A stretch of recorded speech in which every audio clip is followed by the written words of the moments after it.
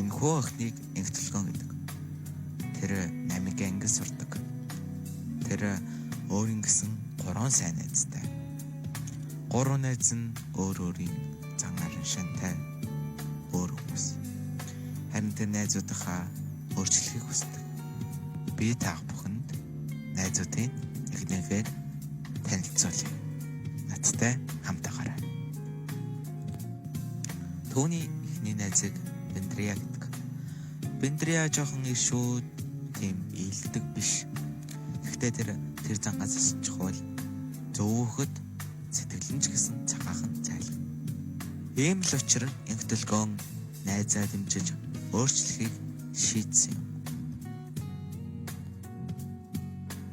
Түүний дараагийн найз бол Мишель. Мишель гэж тэр голноос сууж байгаа нөхөр. Мишель уулын энх төлгөөнтэй сайн найз.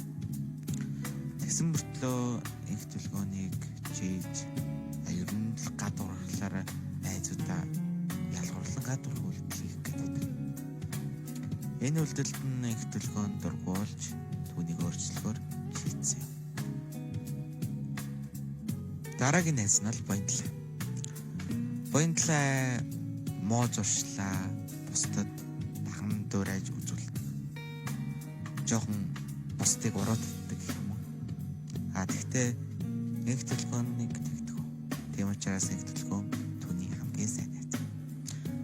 Энх төлгөөн түүний энэ үйлдэлийг анзаарч өөрчлөхийг шийджээ. Энэ үйл явдлаас хойш 1 сарын хугацаа өнгөрчээ. Энх төлгөө найзлуудаагаа дэмжиж, туслаж, өөрийгөө анхаарахын ач холбогдлыг таниулснаар найзууд нь бусдаа ийдэг харьцаж, альваад ийдэг хандаж, бусдын муу зуршлыг даган дуурайж автахгүй, ялгуурлан гадуур хөлтлөдгөө сайн найзууд болжээ.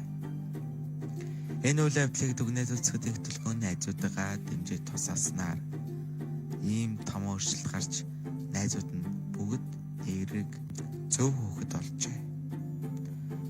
Ийм учраас та бүхнийг найзуудаа дэмжиж туслахыг уриалъя. Анхаарал хандуулсан явдалд